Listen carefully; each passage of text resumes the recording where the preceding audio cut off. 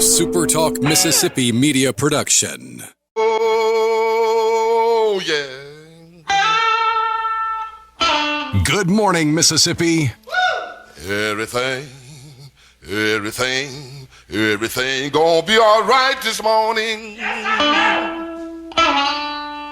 Mornings with Richard Cross. Oh, yeah. Here on SuperTalk Mississippi.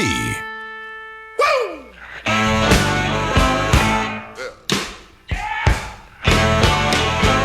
Now, when I was a young boy, at the age of 5, my mother said I was gonna be the greatest man alive. But now I'm a man. Good morning. Welcome. It's the Wednesday morning edition of Mornings with Richard Cross, Super Talk, Mississippi. Thanks for joining me. Thanks for joining us. We're glad to be with you. Glad to be starting your day, getting it going. Lance said he even saw a little bit of sunshine this morning, which, oh, what a change that is. I broke out in hives. Yeah. You need some Benadryl or some aloe and Benadryl, yeah. Yeah. Oh, man. It is good to be back. I was only gone for a really short trip, but you know how when you pack a lot into a short amount of time, it feels like you were gone for longer than you were? Yeah, it feels like you worked the whole time, right?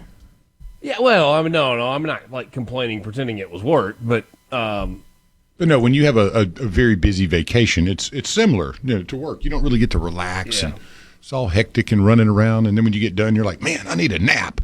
That wasn't a vacation if you need a nap after the vacation, so... Yeah, that's that is fair. That's a good point. That's a trip, not a vacation. Yeah, there you go. Yeah. Got my baby girl off though. She is off on a trip for a couple of weeks, and it was weird last night, man. Leaving her at the airport and hitting the road in a really big city, knowing that after I did get a text from her this morning saying that she had landed, and I am very thankful for that. But that's going to be about it in terms of communication for a couple of weeks, and that is a weird place to be for Papa Bear. I will tell you that. But great. Yeah, most famous person in Iceland. You know who that is? I mean, do you have any idea who? I do not. There you go. So. Wait. Hold on. Is this like, this isn't you treating me the way Tucker Carlson treated Ted Cruz, is it? No, I learned this. Yeah, I just learned this today because I was like, I've got to have at least a piece of Iceland trivia. And I can't actually say the name very well, but the most famous person from Iceland is arguably Björk Gunnar singer, songwriter, and musician. That's who I was thinking. Yeah, that's. But I didn't want to be. Yeah. Singer, songwriter, musician, has achieved international fame and recognition in the music industry and beyond. So I've never heard of whoever. And beyond, yeah. All right. Maybe made it to Greenland. Let's see. Those names are tough, though. I got to give them credit. Between them and the folks from India who I love, you have to be the spelling bee champions of all time. The Icelandics and the Indians, I couldn't compete. Goodness, those names are amazing. Yeah. Strong, very strong. So she made it safely, and I am thankful for that, and hoping she has the adventure of a lifetime. It should be. Man, that'll be something else, dude. What a father. And a mama, too. I know she's here. Oh, yeah. A great man has an even better woman. Amen to that. Amen to that. What's it going to be like weather-wise today across the state of Mississippi? Well, maybe a little less rain than we have been dealing with. Cold water start up in the DeSoto County area part of the state. Partly cloudy for you. 90 degrees for the high. Winds out of the south-southwest at 10 to 20 miles an hour. And occasionally, is this right? Occasionally going to have gusts over 40 miles an hour today? That's getting it there. That is what it tells me. Wow. Starkville, Mississippi, you're checking in at 70 this morning. 90 degrees for the high for you. Sunshine and clouds mixed. Stray shower or thunderstorm possible. High around 90 in Starkville.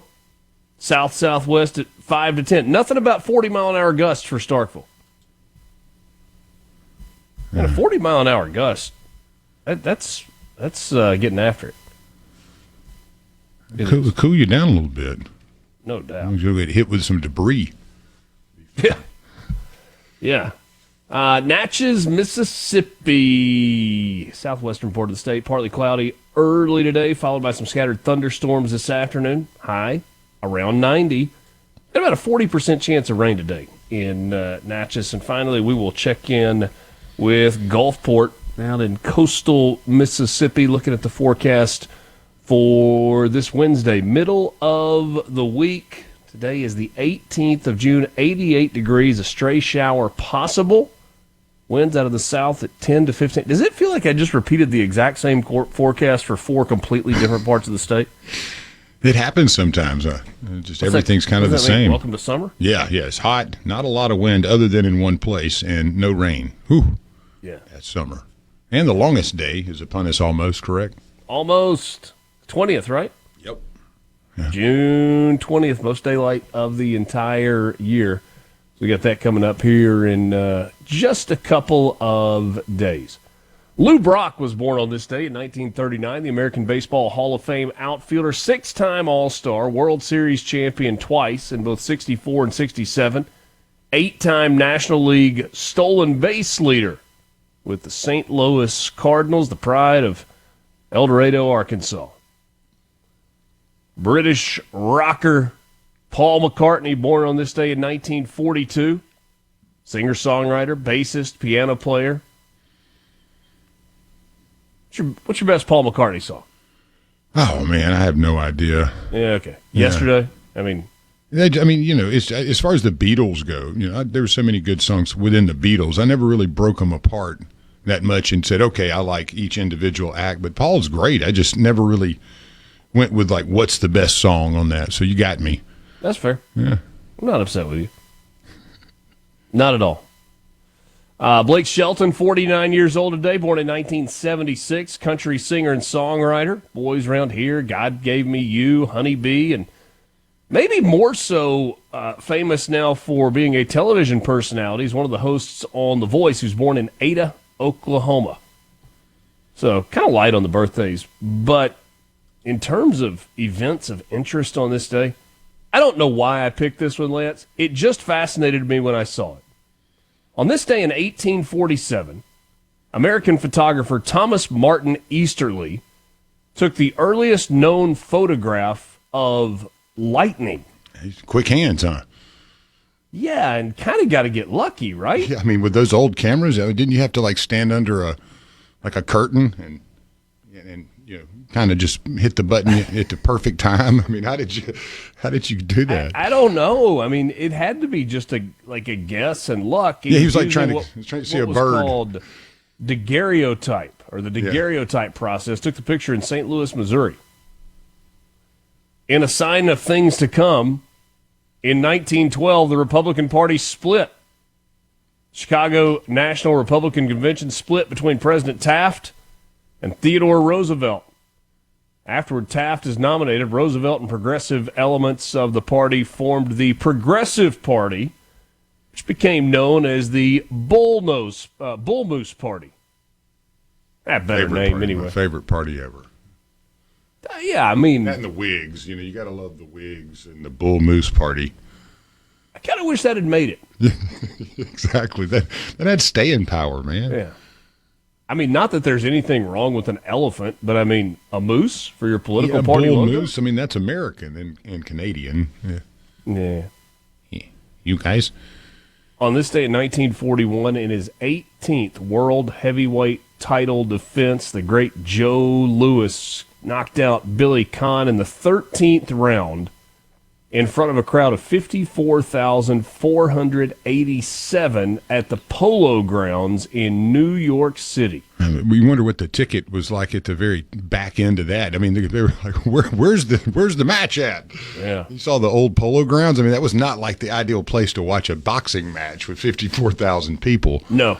Long way away if you got stuck out in right field, or in straightaway center field. That was like 800. I guess feet. Depending on where they put the ring. Yeah. Yeah.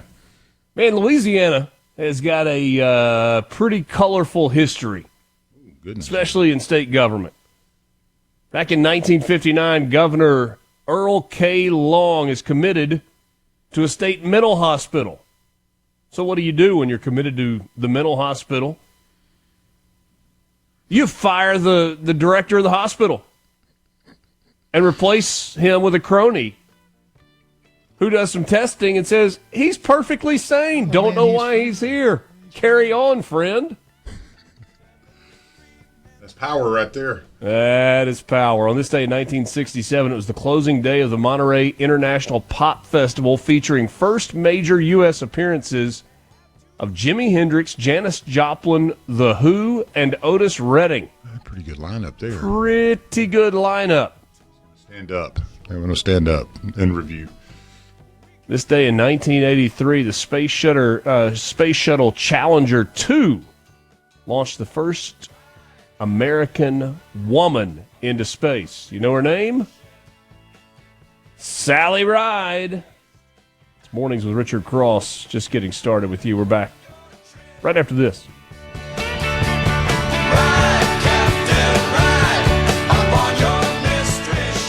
From the Venable Glass. You're waking up to what matters. Mornings with Richard Cross on Super Talk, Mississippi.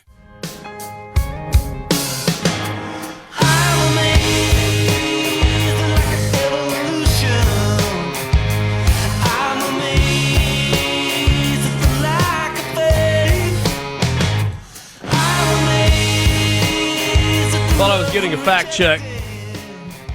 Yep. Lance got a message on the C Spire text line. Ready for your winning strategy? Here it is. Join C Spire. That's it. All the technology and support you need to succeed at home, at work, and everywhere else. Visit cspire.com. C Spire, inspired by you. Hey, Richard, I think you're wrong about the first woman in space. I hadn't opened the message. I just saw the Russian headline. lady did that. And I was like, was I wrong this early, or are we about to fight this early? And then it said, pretty sure it was Katy Perry. And I said, you got me. You got me. Well done. You made me laugh. Yeah, Katy Perry. Was that real? I mean, have we determined that yet?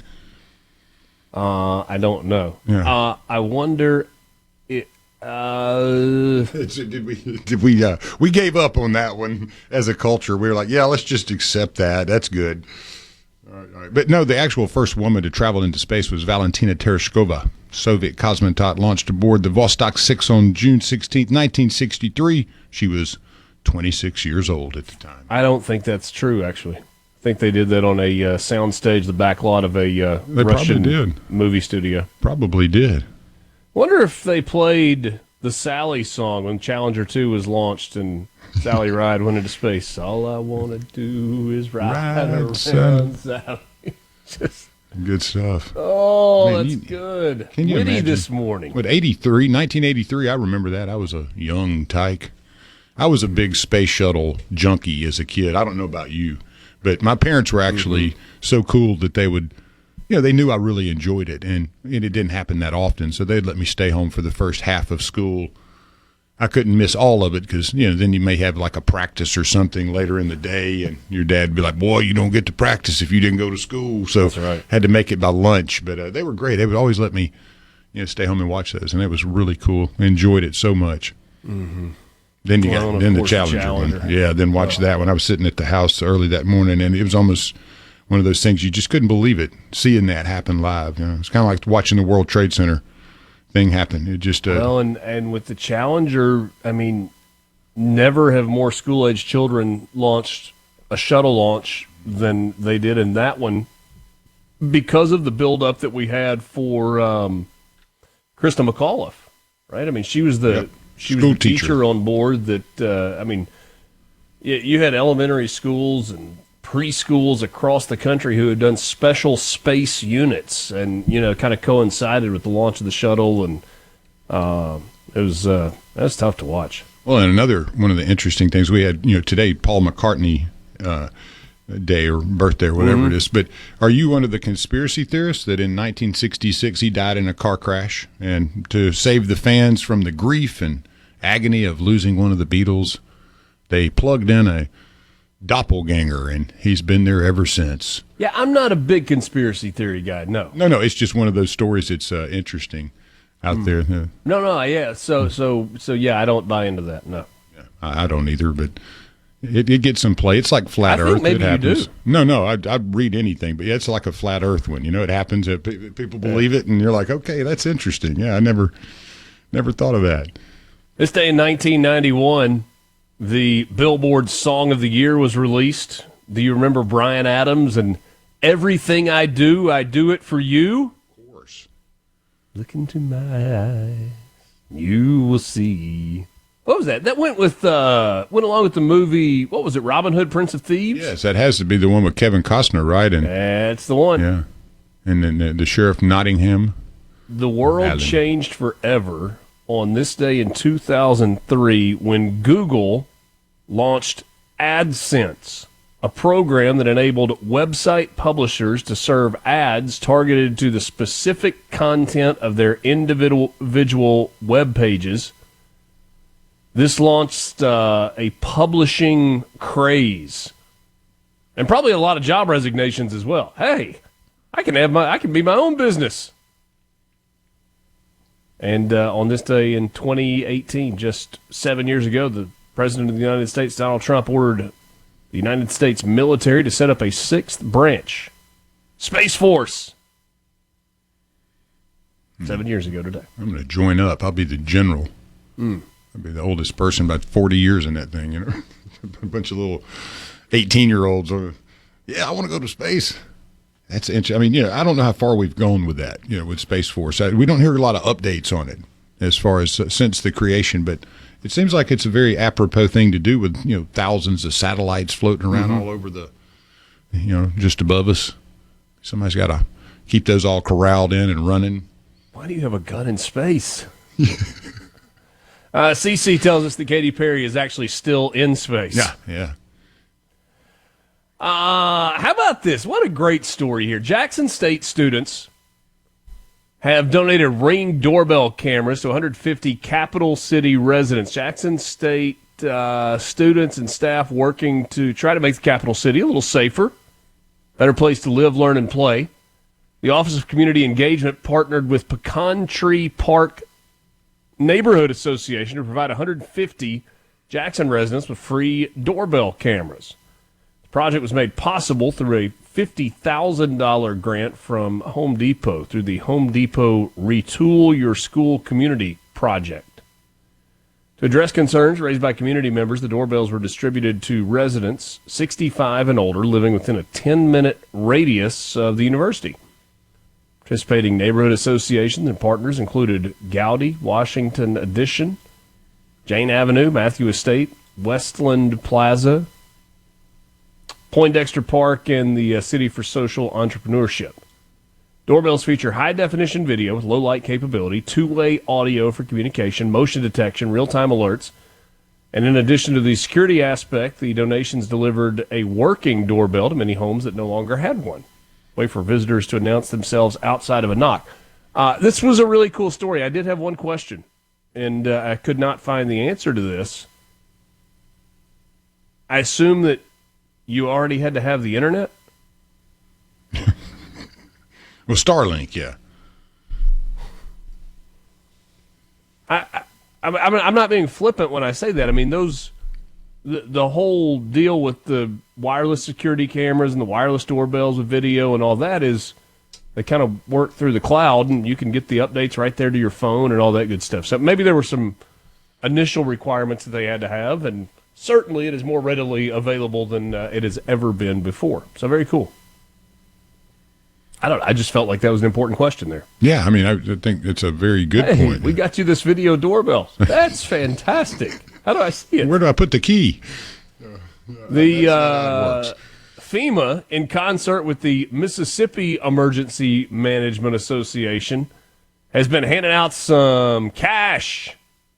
They continue to provide relief for survivors of the March 14th and 15th storms that decimated more than 20 counties across the state, nearly 3,300 residents have been the beneficiaries of more than $8.2 million in relief funds. So a lot of people got right on that when that option became available. But if you had I'll never get any money out of that, maybe this helps you realize that perhaps you could. Applications still being accepted daily. MEMA officials are reminding those affected by the storms that they should apply for federal relief even if you do have insurance. Additional funds may be available. Residents in approved counties who sustained losses during the severe weather can apply for FEMA assistance by using the FEMA app, going directly online to disasterassistance.gov, or by calling the FEMA helpline. You can find that number at supertalk.fm in the story about the storms. Lance, I hope you didn't need to renew your driver's license today. I'm sorry, I was taking a telephone call. No, I did not. I looked. I had the star, actually, and I think I have another. So you have a real ID. Yeah, I was surprised, too. That's usually, I would have been like the one going to fly and be like, hey, this doesn't work. But, yeah, I actually checked it out, and it was a real ID, too. Yeah. But if you are going to get a new driver's license today, or perhaps renew an old one, or maybe you've got a child that's going to get their permit, going to have to wait today. All drivers' service bureaus in Mississippi are closed today. DPS reports the closure is linked to training and maintenance. Those looking to update their driver's license or change of address, among other functions at a driver's service bureau, can't do it today in person. However, online services are still available. DPS says, we apologize for any inconvenience this may cause. Had an issue back in February. Locations statewide faced closures and lingering issues related to a system update. Had long lines, slower than usual accommodations. Is that possible? I'm kidding. The delays have been rectified. Man, the DMV or the driver's license offices in Mississippi, compared to a lot of other places, like a model of efficiency. We got our sports headlines brought to you by Pearl River Resort coming up on the other side of this time out. Mornings with Richard Cross, Super Talk, Mississippi. I got to be moving out of here.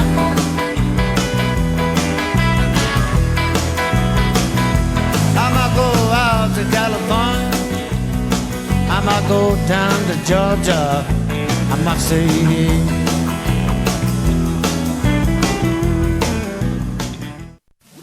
From the city, reaching across the state and across the aisle. Mornings with Richard Cross on Super Talk, Mississippi. She traveled all around, all across this country. Met a lot of people, made a lot of friends. She got the feeling of the swamp lane running through her blood. She going back home, but she don't know when.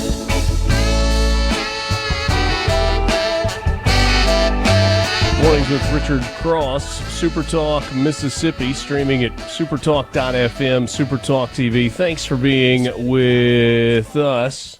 Hey, Lance, please do not play the Guns N' Roses version if you're going to play Live and Let Die. You don't like that one?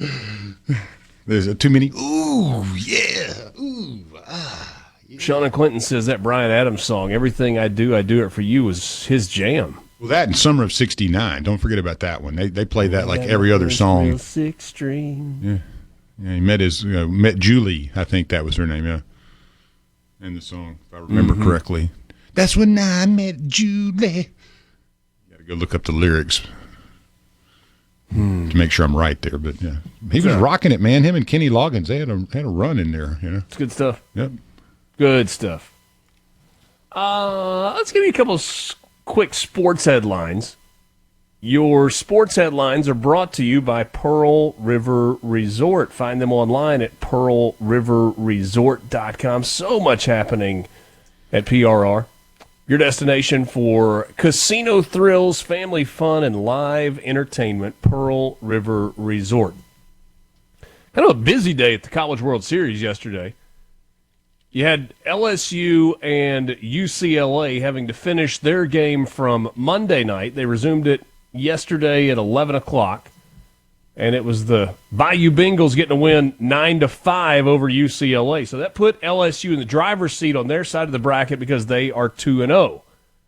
And it forced a game that would happen last night in which UCLA and Arkansas would play an elimination game. But before that, Oregon State and Louisville had to play an elimination game. And it was Louisville with a 7-6 win over Oregon State. So Louisville is going to take on Coastal Carolina in the afternoon game. Coastal Carolina needs one win to advance to the championship series. Louisville got to beat the Chanticleers twice. Sea chickens.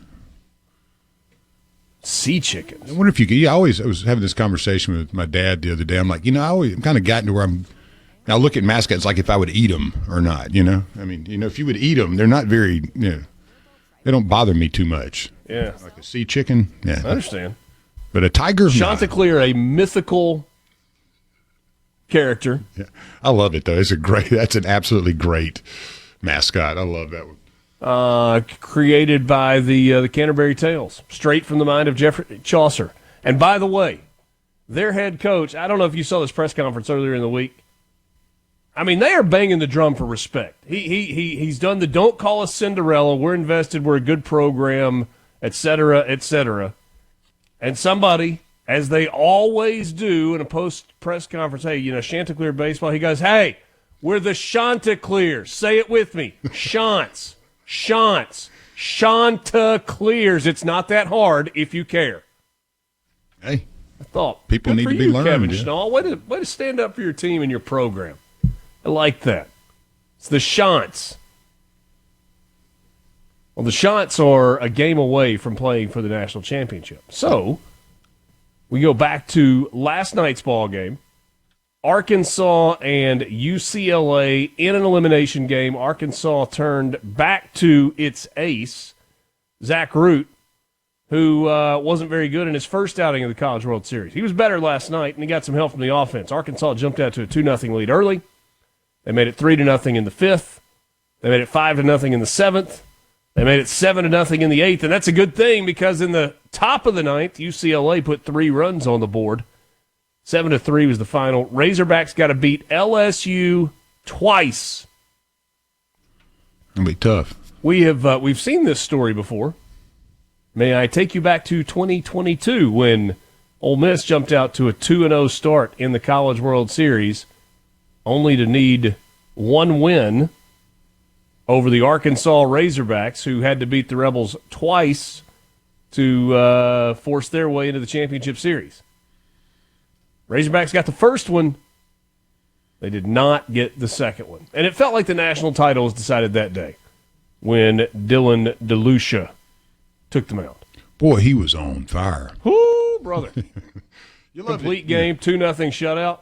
You love to see it when a guy finds his groove at the perfect time. Kind of like watching Gage. Yeah, watching 2 Gage days ago. doing his thing. Yeah, I mean, when somebody catches fire like that, I mean, you got to root for him. When he hit the kid, I mean, my dad and I were going back over that, going, I don't know if it actually hit his foot. Because, I mean, I really wanted to see the perfect game. Never been done before. One hitter away from a perfect game. And late in it, you give it up, but you still get the no hitter. But yeah. And like when they asked him, hit batter in the eighth, hit batter in the ninth, that turned into a strikeout because they said the guy leaned into it. Yeah, if that's leaning into a pitch, oh man. Yeah. Well, and you got to wonder I learned something yesterday too because I always figured that most every coach calls pitches in college now, but they were stating that the Arkansas pitching staff and catchers get to call their own pitches and work diligently in the preseason with the pitching coach to do that. So I was sitting there cussing the TV going, pitching coach, no, why are you calling the slider there? He's blowing everybody away. But it was actually between Woods and the catcher. So that was something I learned there. That was nice. Stanley Cup Finals came to an end last night. Florida Panthers' second consecutive year that they will hold on to Lord Stanley's Cup. 5-1 the final over the Oilers. They repeated as champions, becoming the NHL's first back-to-back winners since Tampa Bay did it in 20 and 21, and the third team to do it this century. By the way, that means if you are keeping score at home, Florida Governor Ron DeSantis for, Canada nern. Not just one of the provinces of Canada, the whole flippin' country. 4 Stanley Cup trophies in the state of Florida during the time of Ron DeSantis as governor. The whole country of Canada got none. Sam Reinhart scored 4 goals, becoming just the 6th player in league history and the first since Maurice Richard in 1957 to get that many in a game in the final. Larry and Mize, who has the lower TV ratings, NHL or the NBA? The NHL, because they weren't on like a normal channel where you could watch it, but the NBA is not trailing by just a whole lot. Finals numbers have not been good, although the series has been very entertaining. You know what else was entertaining? The chippiness of last night's Indiana Fever Connecticut Sun game. Who is this again? What are these? These are WNBA teams. The Indiana Fever is the team that has Caitlin Clark. Gotcha. Remember her? Thank you. Yeah. Oh, yeah. Definitely. She is. I probably make somebody mad here, but I don't care. I don't give a rip. She is the face of the WNBA. And if you want to question, no, nobody's watching for Angel Reese.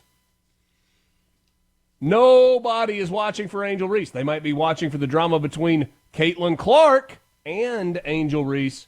Nobody watching solely for Angel Reese or anybody else. But you know what? They are watching for Caitlin Clark.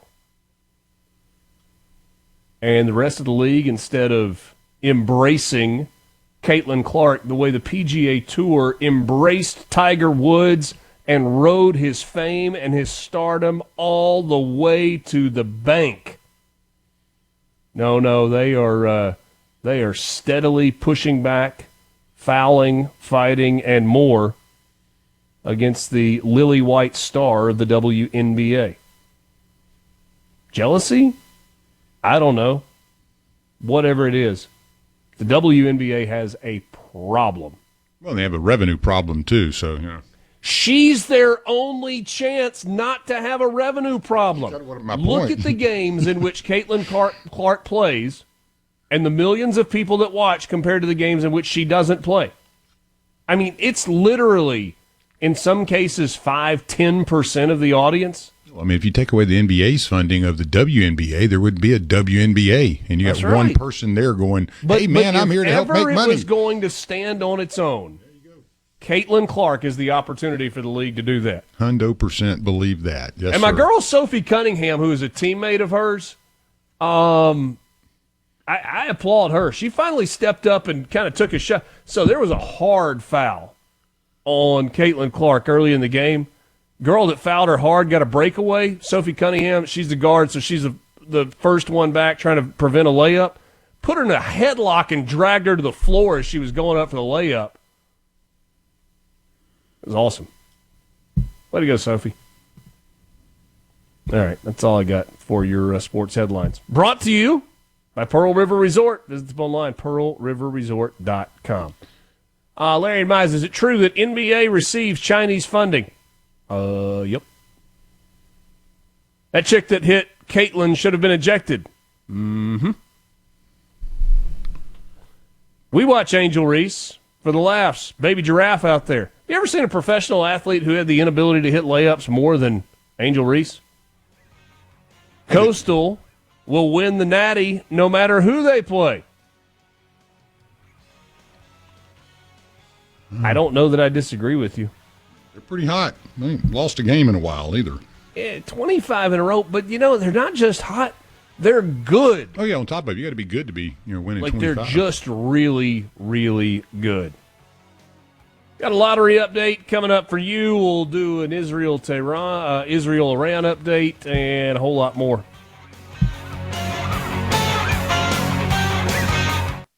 From the Venable Glass. Mornings with Richard Cross. What's up? Let's get the show going. Super Talk, Mississippi.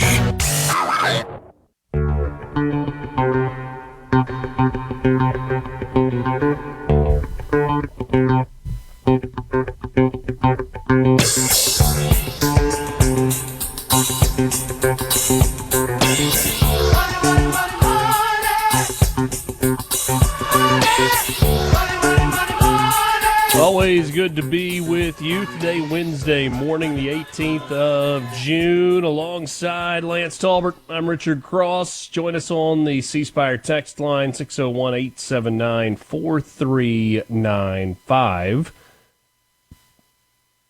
Lotto America, no jackpot winner.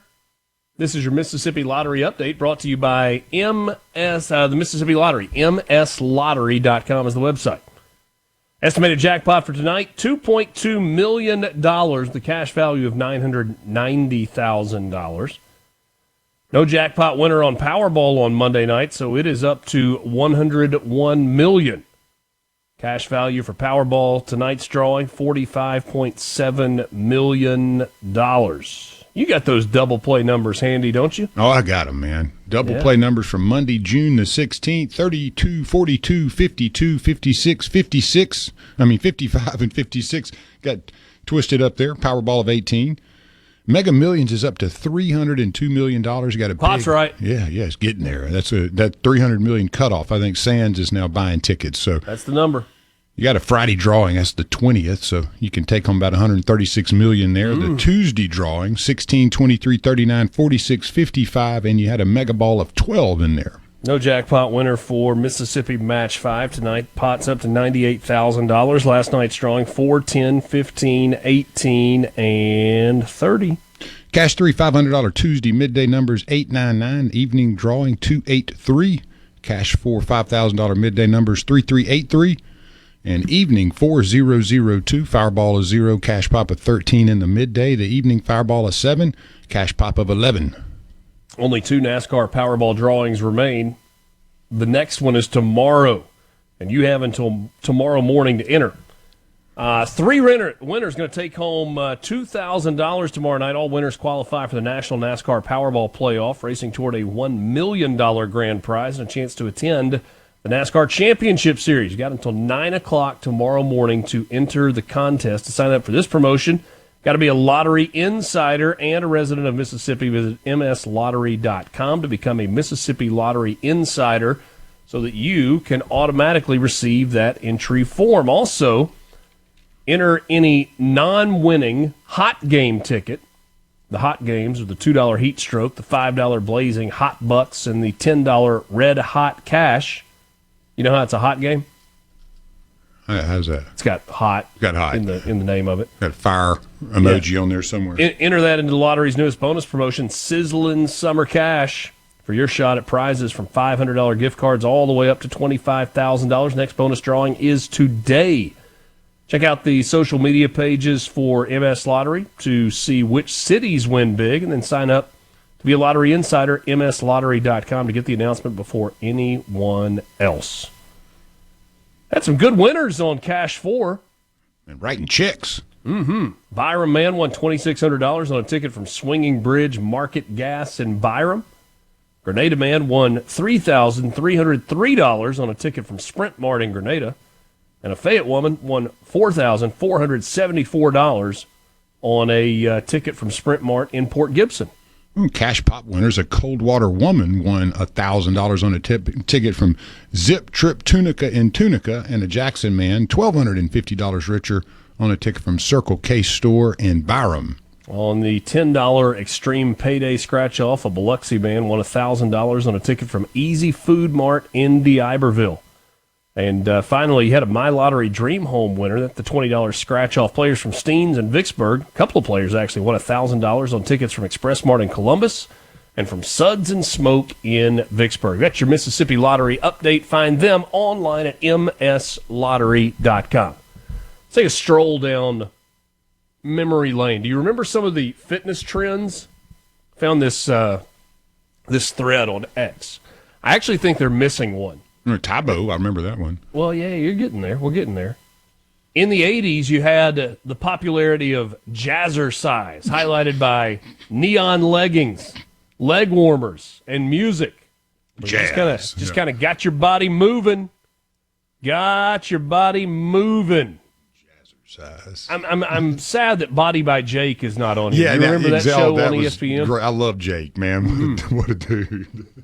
In the early 90s, Tybo made its way, a punchy combination of Taekwondo and boxing. In the early 2000s, Pilates gained popularity, and versions of that continue today. Mind-body exercise to improve core strength, flexibility, and posture. About 2010 is when CrossFit took off. You know how you knew somebody was doing CrossFit? They told you. They told you. Yeah. High-intensity functional movements with Olympic lifts and box jumps and a lot of pull-ups. Zumba got popular in 2011. Latin dance meeting cardio. Zumba. 2014 was kind of the dawn of the wearable trackers, tracking steps, sleep, heart rate, and other data directly from your wrist. Then you got into that high-intensity interval training, quick workouts for busy professionals and others. Instagram fitness instructors became all the rage in 2019. They called it viral trends, viral TikTok trends, and gym bro culture. You got Peloton in there somewhere. Yeah. Somebody reminds us about the shake weight as well. That's Jason in Starkville. Back with you right after this. It's Mornings with Richard Cross. The news is next. The views and opinions expressed by the hosts, guests, and callers on this show are not the opinions of TeleSouth Communications, its management, or advertisers. Grab another cup of coffee and start your day right. Mornings with Richard Cross here on Super Talk, Mississippi.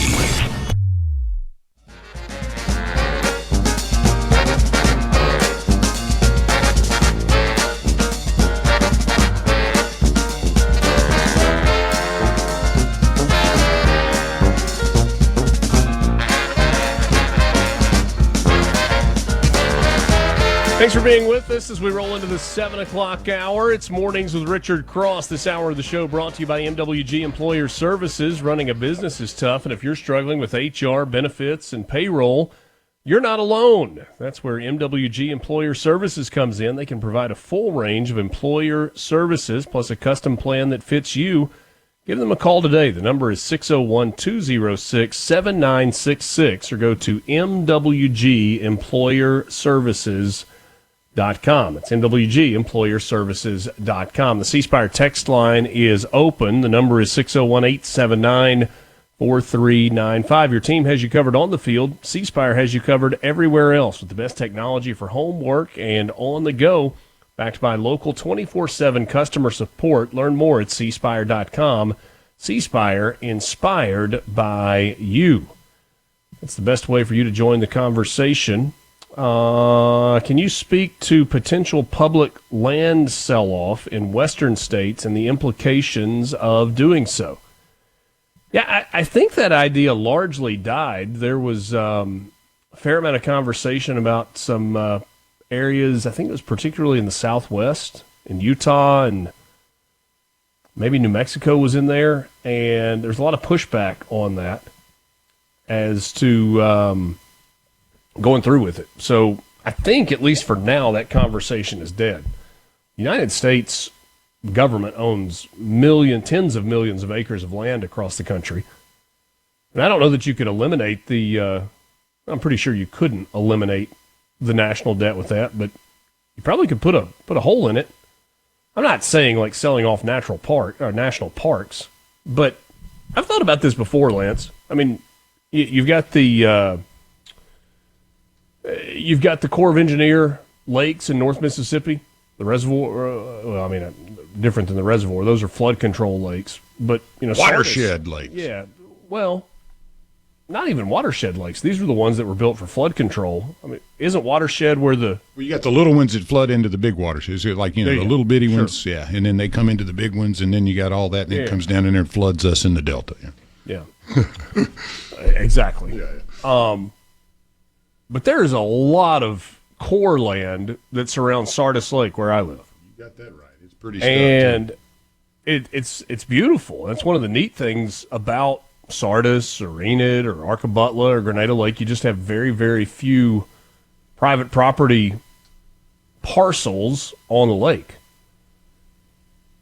Feels like there's a lot of money that could be made by selling those. As long as they're not going to like big hedge funds or foreign investors and things of that nature. Yeah, which could be a problem. Probably kind of hard to restrict who buys it if you did that. But no, that does not seem to be a conversation that is moving quickly Today is the 6th day of the Iran-Israel conflict. Supreme Leader Ayatollah Ali Khamenei said in a national address this morning that Iran will not surrender and warned that any U.S. military intervention would result in irreparable damage. Yesterday, Donald Trump called the Supreme Leader an easy target, said that Americans' patience is wearing thin, and demanded Iran's unconditional surrender. Iran cannot win this conflict. War, if you want to call it. I don't think they care about that, honestly. Well, I mean, it would be nice in their mind probably to, be able to come out the victor, but they want to be the victim. That's what they care about. They want to be the victim. Well, I think what they care about more than anything is eliminating Israel. More than anything, they want to eliminate Israel, and eliminating the United States is a close second. The problem is they don't have the ability to do that. Now, they've got the ability to cause short-term pain. They've got the ability to create chaos with sleeper cells and transnational terroristic acts and things along those lines. But in terms of actually winning in their homeland, they don't have it. Well, the other side of that, too, is, you could play the same game they're playing if you really wanted to play dirty. What's to say you can't have sleeper cells? Look at what Israel's doing. I don't think they care about that. I'm just saying, look at what Israel's doing. You think that's not sleeper cells in their country? If they think they're really that bad and they think they can do so much damage with a core group of, devoted folks, look at what Israel's doing to them. So like I said, the shoes on the other foot sometimes. Right? Yeah. So, Iran. I guess one difference, though, is that the sleeper cells that we see from Iran and the kind of localized terrorism is more proxy-driven. Sure. Whereas what Israel is doing is state-sponsored. It's Mossad and Israeli commandos and the IDF with the assistance of the United States. And Donald Trump is weighing options, growing warmer, it seems, to using U.S. military assets to strike Iranian nuclear facilities and souring on the idea of a diplomatic solution to end the conflict. That's according to two officials talking to CNN. So Trump has been very much a proponent of diplomacy in all of this. He has said over and over and over, there was a deal, take the deal. Iran has not done that, and they are paying the price. And the big question is, will the United States give Israel access to a B-2 bomber and the bunker buster bomb?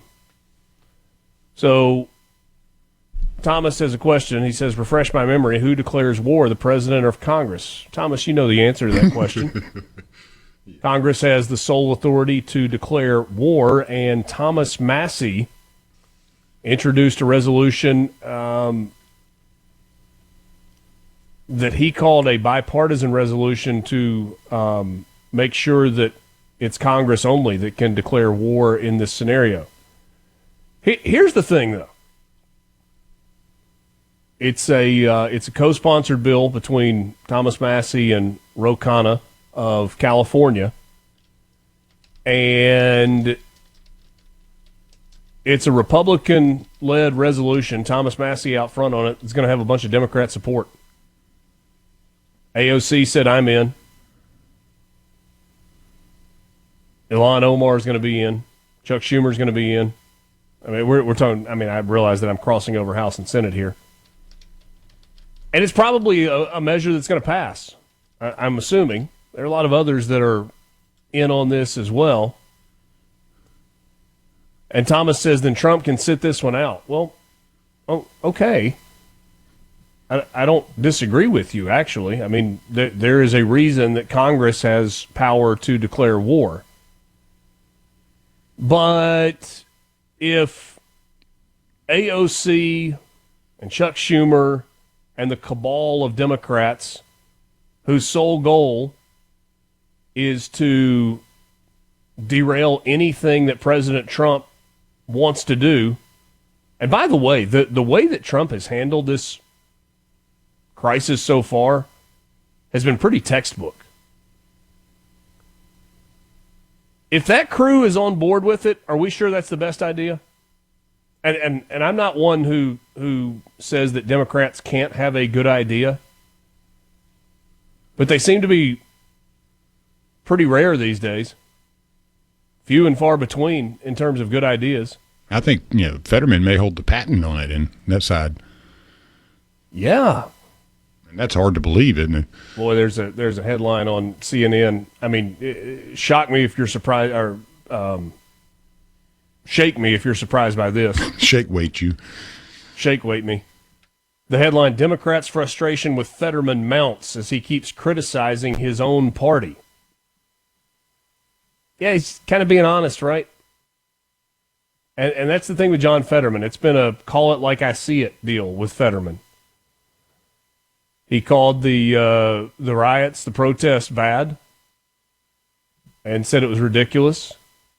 He has stood alongside Israel and said we've got to defend Israel, and Iran is to blame there, and a lot of other things that people don't like seeing from a guy that's on their side because he doesn't toe the party line. That's just the thing.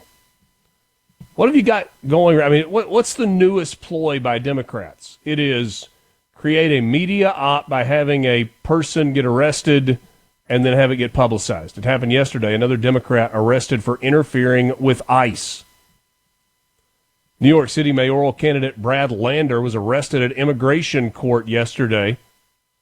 A reporter with the Associated Press and other journalists witnessed his arrest at a federal building in Manhattan. It's the latest confrontation between U.S. agents and a Democratic politician objecting to the Trump administration's mass detention and deportation programs. We got, what's his name? Padilla. Got him tearfully explaining his event from California last week on the Senate floor yesterday. There actually is a solution for Democrats to not get arrested and not create these photo ops and media ops and try and make themselves the victim. Don't break the law. Padilla, they knew who I was. You can't lunge at a sitting cabinet secretary. You can't do it. Lance would have gotten arrested. I would have gotten arrested. But because he's a senator, he's not supposed to be? We'll be back. From the Venable Glass. Take a deep dive into the news and debates driving the day, all on your ride to work. Mornings with Richard Cross, Super Talk, Mississippi.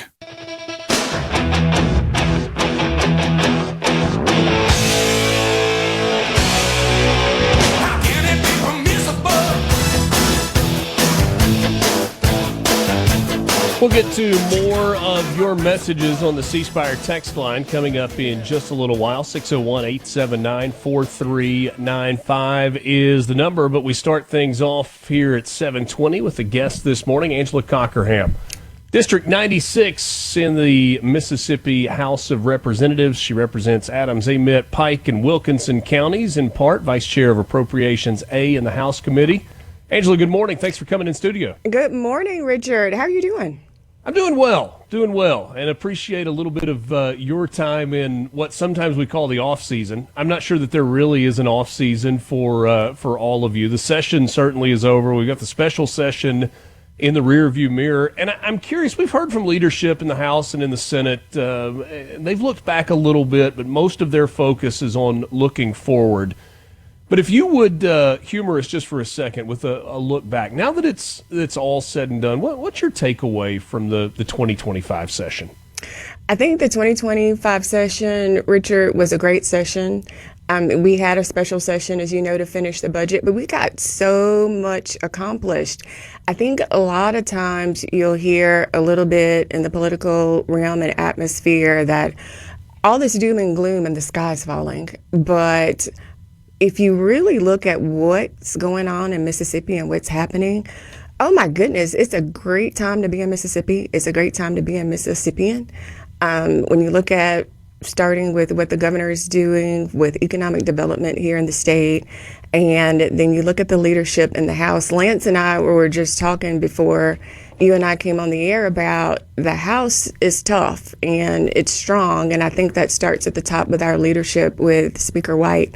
And just if you look at the general bills that we passed and the chairman who did such a yeoman's work in all areas of our committees, and then the appropriation process, what the chairman A through E did there, and how the appropriators worked on both sides. I think overall it was a really, really good session. And you're going to start to see a lot of these general bills. Some of them, as you know, will take effect on July 1st. Yeah. And then we've got a new fiscal budget year that's starting. So overall, I think it was really good. There were some interesting moments, but it wouldn't be a Mississippi State legislature, right, if you did not have interesting moments. And I think it makes for good conversation over coffee and croissants. Interesting is an interesting way to describe some of those moments that we got. You were involved with the budget process as with your work on appropriations as vice chair of that Appropriations A committee. Can you take us behind the scenes a little bit and talk to us about what those conversations were like? We know that the speaker was very much locked in on one. We're not doing the budget at the last minute. We're not going to do that this year, and stood by that stance. But also the debate back and forth between the end of the session and the special session about some of the special projects, which Speaker White's talked about the fact that we were going to do all of them, or we weren't going to do any of them, but we weren't going to cherry pick and say, okay, this district's going to get this project and this district's going to get this project. What were those conversations like behind closed doors? Well, I think it all starts from last year when the speaker took the gavel and he basically said, listen, we want to do the budget early. There's no reason for us to all be here, 3, 4 o'clock in the morning trying to do the budget when we have pretty much in January to start hammering this out. And actually, I think this is a great time to say, really, agencies in June are going to start submitting their budget requests to LBO. So it actually is starting right now. But with respect to this particular session dealing with the appropriations, the speaker has been adamant. There has been any kind of hiding the ball in where he has stood on the budget. And I'm glad that he stuck to his guns. Not that I had any reason to doubt that he ever would, because he's pretty much clear cut, and what he says is what he means. Yep. And so he talked to the appropriators on the House side, said, listen, this is where we want to be fiscally. Over this past several years, we've had a pretty conservative budget, which I think has helped us to this particular point.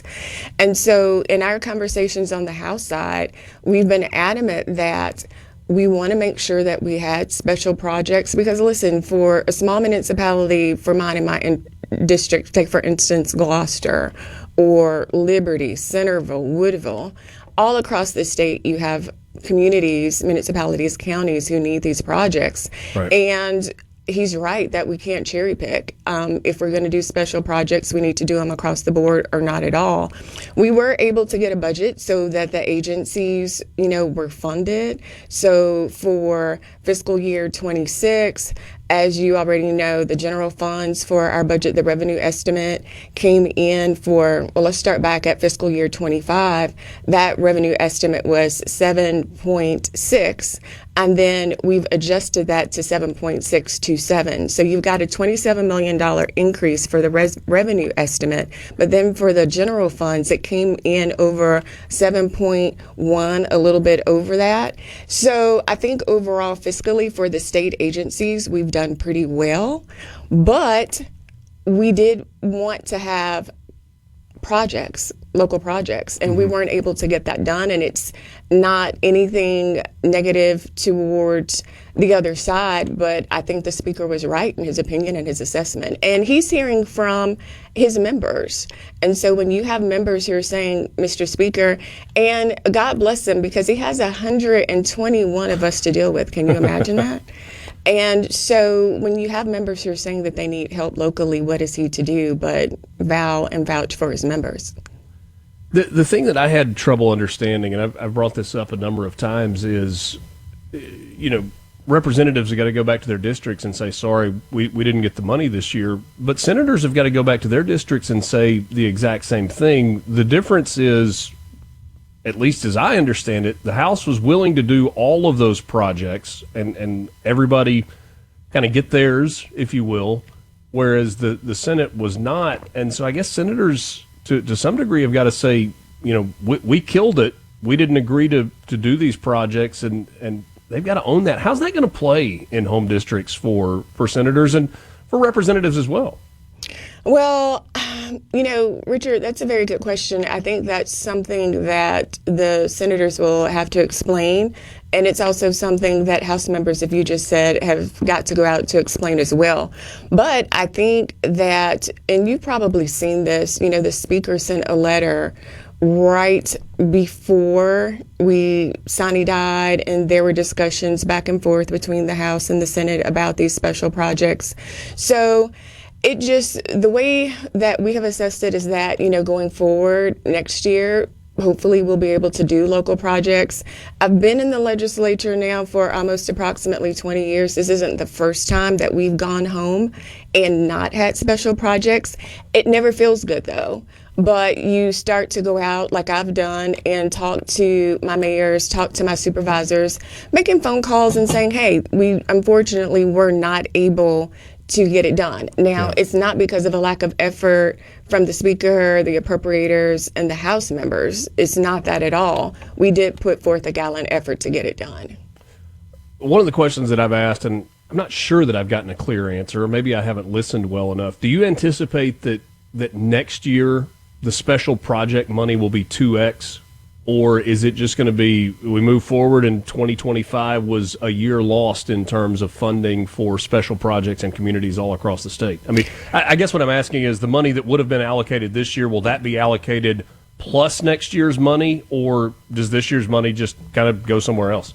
It kind of depends, actually. I don't think, honestly, that there's really been a clear determination of whether it's going to be 2x, or do you kind of pick up where you left off? Right. As you know, needs change throughout the district for municipalities, for counties, even for state agencies. So I think, again, going back to when I said what the revenue estimate is, and also looking at what the state agencies are going to be requiring in the budget process and their budget requests is going to be really important. As you know, we've got a revenue estimating group who typically around maybe like September, when you start having all these agencies to come in and say, hey, I'm going to need X amount, Richard, to sustain my agency for the next fiscal year. Then you've got these 5 people who are on these revenue estimating group who are coming in giving revenue estimates. They're looking at what the real and gross GDP is. They're looking at what the unemployment numbers are. They're looking at what the employment numbers are. They're looking at what the personal income, that percentage of change, and giving these revenue estimates, and then adopting the JLBC, what that particular budget recommendation is going to be, is so critical. So I would be remiss to come on and kind of say, oh, it's going to be 2x. It's going to be whatever it was this particular year. I mean, the Speaker has been really good in making sure, as far as the appropriators are concerned on the House side, that we are staying within his financial framework. Visiting with Angela Cockerham. She's with the Mississippi House of Representatives, represents District 96. That includes parts of Adams, Amite, Pike, and Wilkinson counties. We'll continue the conversation on the other side of this break. It's Mornings with Richard Cross, Super Talk Mississippi. We're back with you right after this. There ain't no sunshine when she's gone, and this house just ain't no home anytime she goes away. This segment of Mornings with Richard Cross is brought to you by Covington County Hospital in Collins, where your health matters. From Duck Hill to Alligator, Mississippians start their day the right way. Mornings with Richard Cross on Super Talk Mississippi. But she always knows her place. She's got style, she's got grace, she's a winner. Back with you on Mornings with Richard Cross. Thanks for spending part of your morning with us, for starting your day with us. Glad to have you along for the ride right here on Super Talk Mississippi. Angela Cockerham is my guest, Mississippi House of Representatives. It's kind of finishing up where we were before the break. One of the things that Lieutenant Governor Hoseman talking about the allocation of special funds, is that as they've studied it, they have found that a bunch of municipalities or counties who have been allocated money in the past in recent years have actually not spent all of the money that they have been allocated so far. And he said, look, they need to spend the money that we've set aside for them, or let us know if plans have changed and maybe they don't still need those funds, or those funds need to be used in a different way. Is that something that is concerning when you're going through the appropriations process and you get a request from a state agency or from a county or from a city and they say, we need money for this specific thing, you allocate the money and then the money doesn't get spent in a timely fashion? It's something that's considered, Richard. It's something that's considered, but there may be a reason why it hasn't been spent, and that's why I said it's considered. For instance, if there's capital expense money that has been appropriated for a special project, and maybe the municipality that you just referenced, our county, has not spent it, well, has something happened with the project? Has there been some kind of weather-related incident with agencies, particularly when there's money that hasn't been spent? What I have found is that agency head has come in and they've been able to explain, listen, we did ask for this specific request, right? We still haven't spent the money, but here's why. And so I think you have to take that into consideration. Yeah. And you have to also take into consideration, too, one point is inflation as well, because, sometimes projects go up, sometimes... Always projects go up. If you're building something, it's more expensive than it was when you asked for the money. Exactly. You've got to take that into consideration. So I just don't think it's as cut as dry as, we appropriated this money, but the agency or the municipality didn't spend it. I mean, I think you have to do a deep dive and find out why. Is there good communication on that front, though? Do you feel like that the legislature is communicated with after the money is allocated as much as they should be? Some agencies, yes. But here's the thing. If you feel that it's not, and this is what I think we've done a good job on the House side, and especially, with the Speaker's leadership, if you feel that it's not, ask. I mean, if you feel like you're not getting the information in the format that you want or the amount of information that you need in order to make a decision, pick up the phone, ask the director to come over. It's, very few hurdles that you should encounter, I think, in this process, especially with the appropriation process, because you've got LBO and the analysts who are working to collect the data. You're starting in June. The state agency is to start inputting what their request is. They have until August the 1st, Richard, a state agency has until August the 1st to finalize their budget, submit it. And then you've got your budget agency hearings that are starting in September. And then in January, fast forward to January, you've got the House and Senate that are having budget hearings. Right. And so I think on the House side, and I'm pretty sure on the Senate side, this is happening as well, the agency hearings are publicized. If you want to ask a director or an agency head a question, you have an opportunity to do so. So if you feel like you're not getting the information, me especially, I'm going to find out what I need to know. That's certainly a fair response. I talked to some people that were involved in the appropriations process, and you laying out those deadlines and kind of the timeline makes a lot of sense. So June 1st, new fiscal year, or July 1st starts. Sorry, new fiscal year starts July 1st. Those agencies are already starting to put together budget requests in June. But I talked to people that said, even in the session, there was still some ambiguity from some state agencies that would receive funding as to exactly what they needed. Is that, if that is indeed going on, does it allow for what the Speaker has said in terms of we're going to get the budget done sooner to actually happen? Because it feels like it takes everybody being on the same page if it's going to happen that way. I think it does take everybody working on the same page. I'm very proud of the appropriation team and the committee that the Speaker has assembled. So here's the thing. If there is a colleague or a House member who's saying, okay, there's ambiguity with respect to a particular agency, then has that been communicated? That would be my first question, whether that's to the speaker. And I'll say this, whether it's the speaker, governor, or any of the leadership, there's not been one moment that I've gone and said, hey, I need help or I have a question, and not gotten the help or the assistance that I've needed. So there is a plethora of resources that are available if there's a question about a state agency. And again, what I found is that if I have a question about an agency, we're going to find out what that answer is.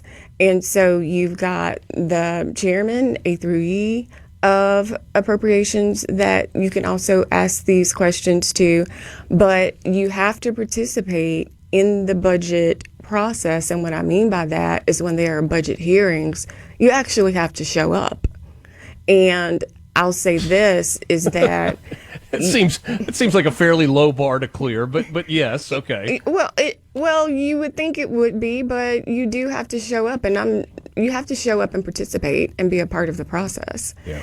And I have not encountered any agency that has been reluctant to give information, and when that does happen, then you have to consider whether or not to fund that particular request. But definitely, if a colleague has any question about an agency or a budget process, I found, Richard, that all of the chairmen have bent over backwards.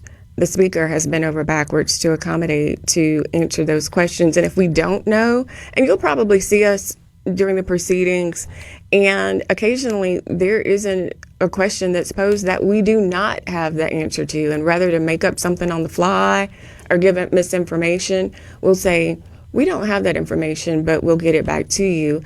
And that's happened commonly as well. But if a colleague has a question or they feel that, okay, this is a little fuzzy or a little vague, we want them to ask, and we want to make sure that we get that information to them. Visiting with Angela Cockerham, just a couple of minutes left. I'm going to try and work in two more quick ones with you.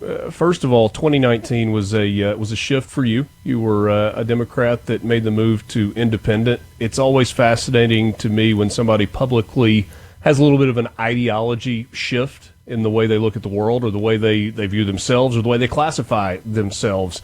I know you've answered this question a million times before, but I think it's one that our audience is interested in. What led to you making the change, saying, no, I'm not going to specifically be affiliated with the Democrats, but I'm also not going to specifically affiliate with Republicans. I'm going to be an independent? So it was my personal belief. So actually, I made the switch in 2019, and I don't even think I've ever shared this with the public. So you'll get a little bit of an inside scoop. Okay. Actually, before 2019, I had already been praying about it and considering it. So for me to do it in 2019, I was very proud to do it. It took a lot of conviction and prayer on my part. I have not looked back. I'm very pleased and proud of the decision that I've made. You have to remember that, in everything that we do, it's all about relationships, aside from my personal conviction and beliefs, right? My main goal is to make sure that I'm delivering for my district and for the state as a whole. And I can tell you, you get all these criticisms about the leadership, about this particular person in this position or this particular person in that position. In politics, it's all about give and take, and making sure that you are not only expressing, what you'd like to see, but also listening to hear what the other person has to say. All of my district is not Republican. All of my district is not Democrat. But I tell you what, if something happens, if there's a disaster, and this is not just in my district, it's all over the state, we're all going to come together. We all love each other. We visit each other's churches. And so I needed to dispense with that so I can be able to vote the way that I needed to vote and make sure that I was really, and I've always voted my convictions, but making sure that I'm able to deliver for my district as a whole. And so I haven't actually looked back. You've seen a couple of other people, colleagues who've come out and said, I'm going to be an independent. I suspect in the future you'll see more, hopefully. It's going to be interesting to see. Less than a minute, was there a single moment or a single thing that pushed you to make that change?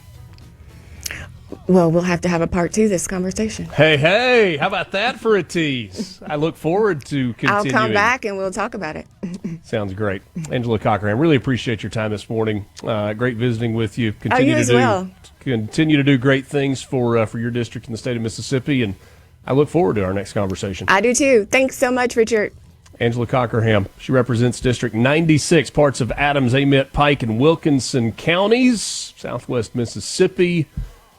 Enjoyed that conversation. Quick time out. We'll wrap up the 7 o'clock hour with you. It's Mornings with Richard Cross on Super Talk Mississippi. We're back after this. Shake down, dreams walking in broad daylight, 365. From the Venable Glass. Good morning, Mississippi. You're starting your day off right. Welcome to Mornings with Richard Cross here on Super Talk Mississippi.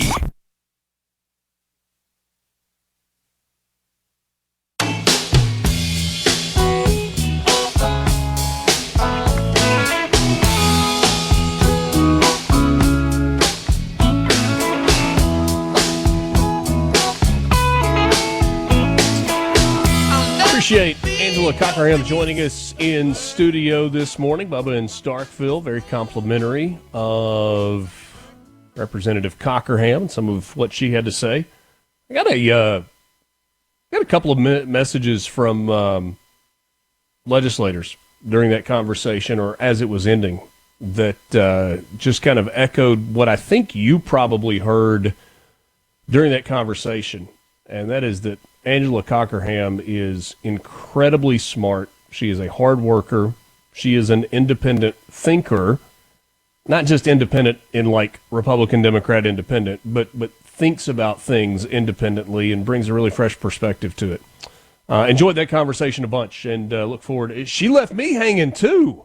Yeah, she knows what she's doing. Man, that's what the host is supposed to do. You're supposed to deliver that tease and like deliver a cliffhanger and like, hey, was there a single thing that led you to say, not a Democrat, going to be an independent, not a Republican, going to be an independent?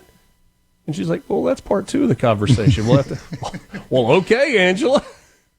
Let's get Alex on the phone and see if we can book that follow-up interview tomorrow. She left me hanging. No, really appreciate her coming on this morning. Good conversation there. And some insight into the budgeting process, right? We hear about the numbers. We hear about the budget in and of itself and what's allocated and what's not allocated. But, you know, to some degree, in the same way that if you sit down and you try to do a budget yourself, it's not necessarily easy, right? When you say, okay, well, these are the priorities, these are the non-negotiables, this is discretionary, this is savings, where are we going to put this, where are we going to put that?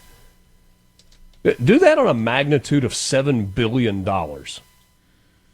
that's not actually your money. And put in the balance of that, okay, these are the things that are absolutely necessary. These are the things that are discretionary. These are the things that make sense. These are the things that, you know, politically or ideologically or administratively just don't make sense. You have to say no. You get to say yes. And you have to balance all of that and do it year after year after year. It's not an easy task, whether it's for Angela Cockerham or for the Speaker or for, Briggs Hobson over on the other side of the hall as Chair of Appropriations on the Senate side. There's just a lot there. And well, on the other side, they're also citizen legislators. You know, they have jobs, they have lives, and they have in their districts. And so it's they wear 2 hats. You actually have to provide for your families and all that, and then get up here and solve the state's problems and do that collectively, which is not easy, as we've seen. Yeah. It's a small hole through which that you have to thread the needle. It is. Did you see this yesterday? I think it was yesterday. From The View, Arnold Schwarzenegger was a guest on The View, and as they tend to do, there were some leading questions in which they were trying to paint Arnold Schwarzenegger in the light in which they see him, right? You're an immigrant. You came to the United States and you carved out a pretty good career and became the governor of California. Don't you think that they've got it all wrong right now in terms of the way immigration's being handled? I'm not sure that they got the answer that they were hoping for. Joy Behar. Schwarzenegger said, the key thing also is, at the same time, that we got to do the things legal. That is the important thing. Schwarzenegger was born in Austria, immigrated to the United States in 1968, and he was asked by View co-host Joy Behar whether he had a visceral reaction to immigrations and customs enforcement raids. His response? Those people that are doing illegal things in America and they're foreigners, they are not smart. Because when you come to America, you're a guest. And you have to behave like a guest. Like when I go to someone's house and I'm a guest, then I will do everything I can to keep things clean and to make my bed and to do everything that is the right thing to do rather than committing a crime or being abusive or something like that. Schwarzenegger said that immigrants come to a country to use America for the great opportunities that America has in education and jobs, creating a family, all of those kinds of things. He says, then when you think about it, okay, if I get all of those things from America, then I have to give something back. Arnold Schwarzenegger became an American citizen in 1983, went on to become the governor of California, in addition being a wildly successful actor and bodybuilder.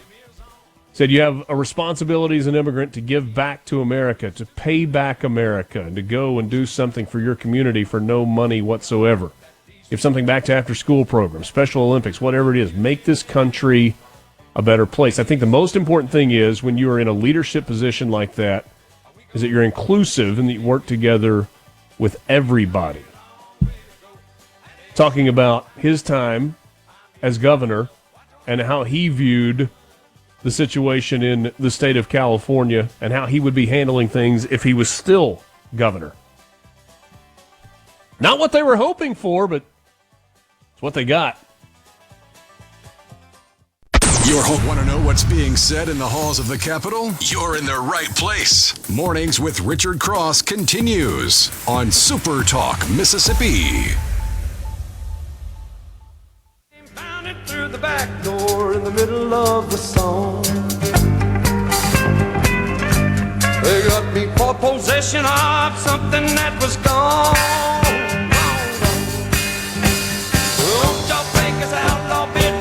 Thanks for being with us as we roll into the 8 o'clock hour. It is Mornings with Richard Cross on Super Talk Mississippi, streaming at supertalk.fm and Supertalk TV.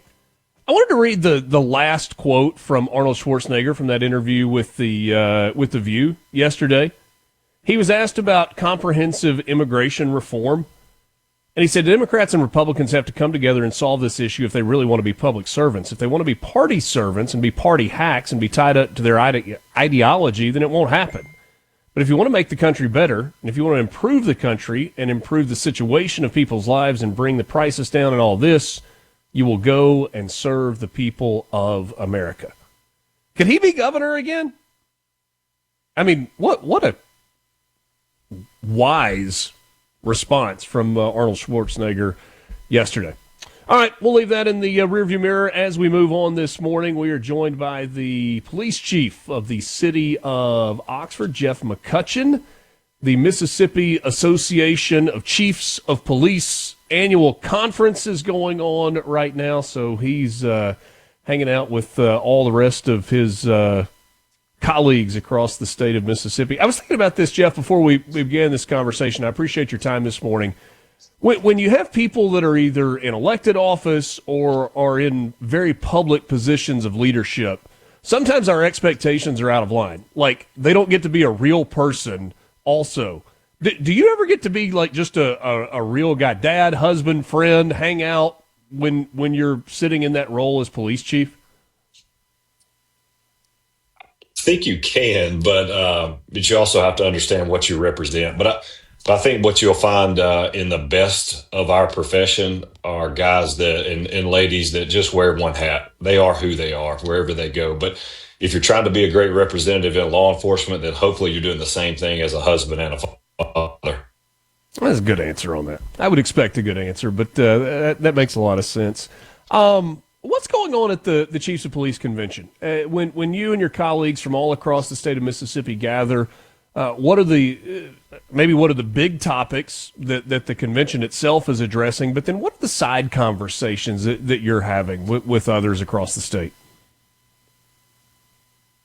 Yeah, it's a great event. Every summer they host it here in Biloxi, and you get to be a part of about 300, a little over 300 people that'll come in together, and you're talking about all the issues, right? So we're getting updates from federal cases, we're getting state updates. Well, the AGs and the DPS will be here later this week, and so you're learning about things that are happening within the state that'll impact us locally.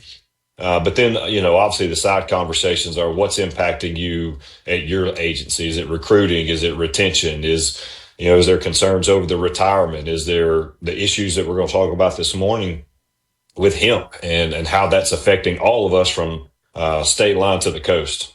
I am curious when you talk about colleagues, right? I mean, all the cities, towns, municipalities across the state are unique in their own way, but Starkville and Hattiesburg certainly have something in common with Oxford, and that is that there's a major university. How much different is your job than, say, if you were the chief of police in Gulfport or in Tupelo or South Haven than being in a college town? Yeah, I think each community has its own things that it deals with. So in a college town, you ingest 24 to 30,000 students every August, and that comes with a heavy burden because those children off in August, and it's your responsibility to take care of them. It's your responsibility to look after them. And for me, you're bringing in 4,000 to 6,000, maybe even 8,000 freshmen it's their first time away from home, and trying educate them on the things that they can and can't do, but also protect them and also have a good conversation with their parents because, sometimes they are 6, 8, 10 hours away. It does happen. Jeff McCutchen is the police chief in the city of Oxford. He's at the state convention for police chiefs in Biloxi. And you mentioned something a second ago. It's something that we talked about with you back during the legislative session, and that's hemp. We know that the state legalized medical marijuana years ago. We've got the dispensaries. That is a highly regulated industry. But this hemp conversation is one that seems to not be going away. It's, products that are available in gas stations or available in grocery stores.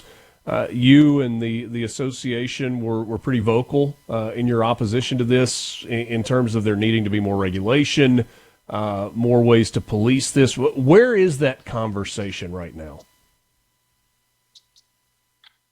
I think what we saw from the Attorney General in her latest opinion really defines what we have been discussing. And Senator Sparks has brought this up for the last 2 years. And the law is very plain in what it says. And it basically says if there is a product that is derived from the hemp plant, then it either has to be regulated through the Medical Cannabis Act or it has to have an FDA approval. And there's been this discussion for a couple of years of this 0.03 variance that you have to breach this threshold. And it is very confusing. And so it was confusing to law enforcement. It was confusing to businesses. It was confusing and it was a loophole that these products were trying to get into our gas stations, our vape stores, or other places. And so, again, Daniel Sparks has been pushing this, and the AG gave an opinion, and it's simply this. It doesn't matter the variance. If it's derived from that plant, it has to meet those two requirements. Other than that, it's illegal to possess and sell with intent. So she was very clear in what she said, which cleared up a lot for us, and it gets the right to now go in and address those issues. You know, it's. I feel like historically people have lost some context in where this came from, and it goes back to the 2020 Farm Bill, right? I mean, this was the FDA approval on hemp products was something that was in the 2020 Farm Bill, and even though it was there, it was not something that maybe was as known as it should have been or as enforceable as it should have been. I guess. I mean, I don't know what the question is there. Maybe that's just kind of a point of reference. But I'm so curious about enforcement. You have limited manpower. All of your colleagues have limited manpower. There are a lot of things that are probably, I'm making an assumption here, higher on the list of priorities for local police departments than going into gas stations and figuring out whether there's an FDA stamp of approval on a hemp product. So how do you enforce this? How do you and other police departments tackle this? Where is it on the priority list? Richard, it's high because, we are blessed in Oxford that we have a code enforcement team that can go out and address these quickly. I think many of your businesses want to do the right thing, that they've been misled in some of these conversations, but it has to be high because of the adverse reactions that we're seeing. From juveniles all the way to people our age, we're seeing overdoses. We're seeing individuals that are having to have ambulance transport them to the hospital because they're becoming incapacitated. We've seen overdoses. It is very scary what these products can do. And again, it goes back to there's no regulation. At least in the Medical Cannabis Act, there's strict requirements on how often you can get it, how much you can get. And these really blur the lines of a recreational use. And again, how many can you buy in a day? How often can you buy this? And what we've seen, what these products have caused law enforcement to do across the state, we've had to go out and buy these and have them tested in private labs. And what we're finding is the range is all over the place, from way over 0.03 to under. And so even a consumer walking in has no idea what they're getting their hands on. But that's not going to matter. If there's not an FDA stamp, regardless of what the label says the concentration of THC in a hemp product is, they're coming off the shelves. That's right. And I think, again, you'll see some language come out soon that'll address this statewide because we all have to be on the same page and we want to do it right. But the AG, her opinion was very direct, and it has to meet those two requirements. Okay. What percentage, and not an exact number, but a ballpark number, if you go into a gas station and there are, 20 different hemp product lines that are available, what percentage of those are approved by the FDA?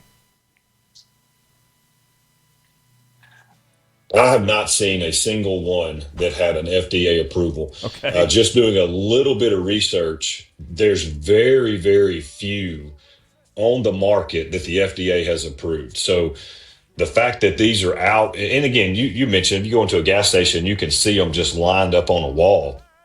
Those are probably not going to have an FDA approval. So you have to assume 95% of the products that are in all of these shops are going to be illegal.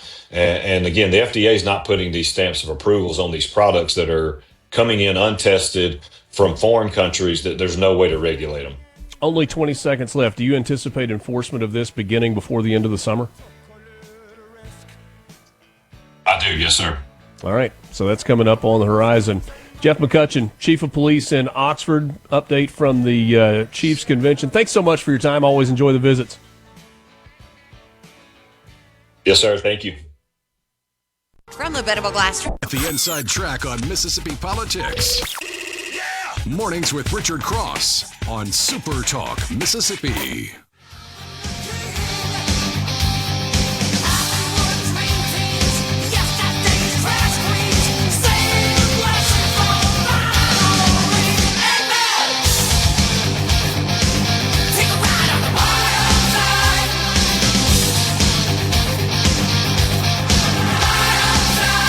Good to be with you. Thanks to Jeff McCutchen, the Chief of Police in Oxford, for joining us.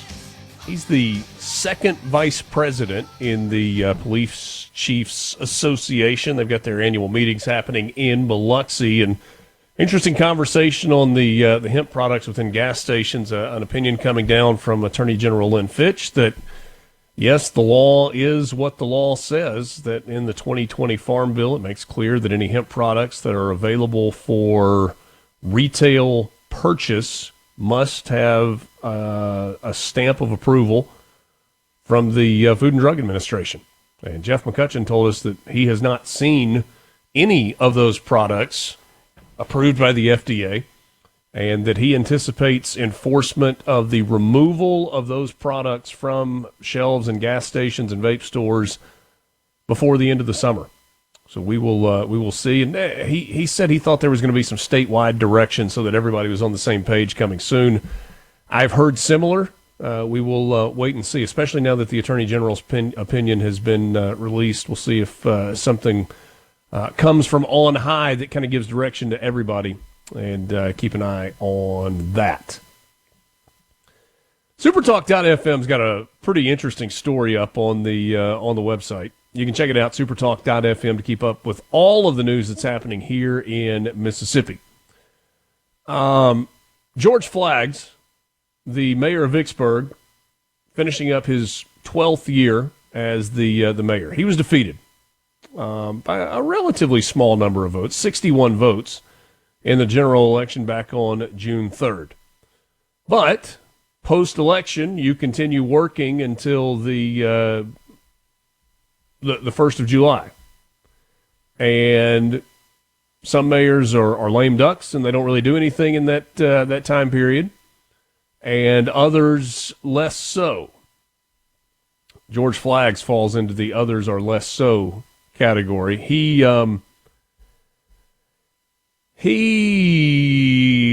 did not make things any easier for the incoming mayor-elect Willis Thompson.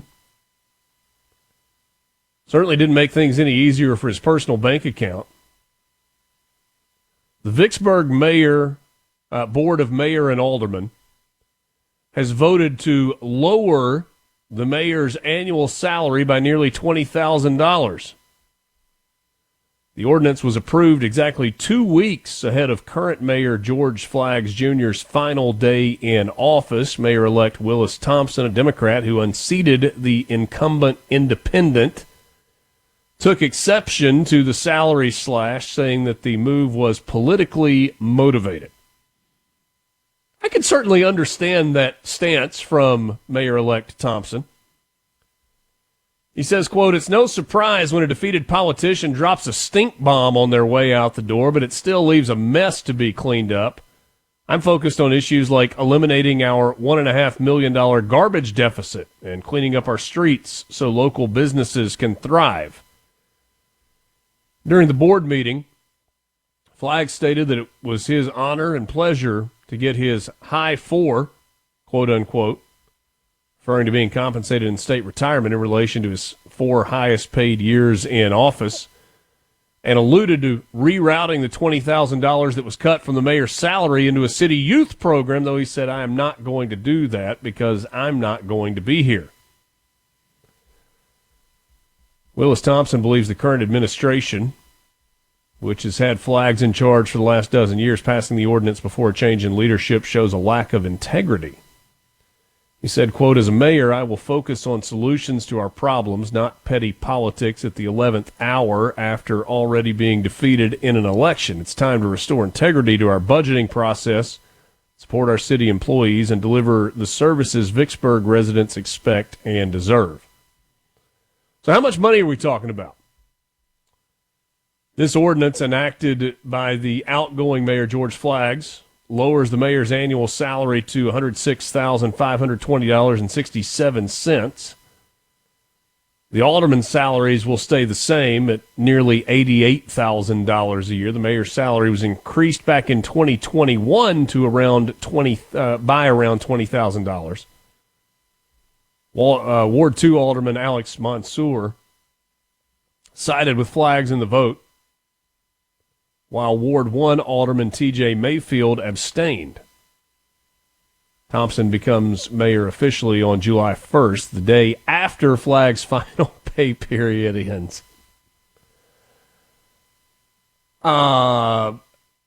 maybe there's more to the story, but this strikes me as incredibly petty. What also strikes me as odd is that the city of Vicksburg only has 2 aldermen.